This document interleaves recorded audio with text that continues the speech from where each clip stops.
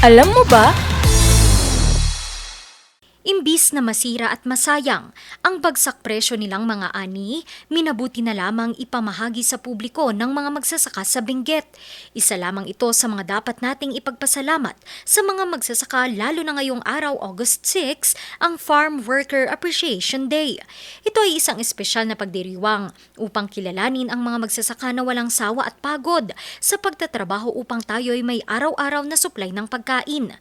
Nagsimula ang pagdiriwang na ito taong 1966 nang maisipan ng United Farm Workers Union na bigyan ng araw pagpupugay ang mga magsasaka sa kanilang mga dedikasyon at sakripisyo. Una itong isinagawa sa Estados Unidos. Bagamat hindi ito isang opisyal na holiday, marami ang nagdaraos ng mga simpleng selebrasyon o aktibidad upang ipakita ang kanilang suporta at pasasalamat sa mga bayaning magsasaka.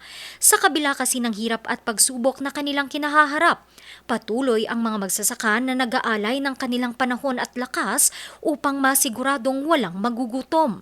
Kaya ngayong Farm Worker Appreciation Day, pasalamatan natin ang bawat magsasaka na nagtataguyod sa sektor ng agrikultura. Dito, maipapakita natin ang pagpapahalaga sa kanilang mahalagang papel sa ating mga buhay. Ngayon, alam mo na!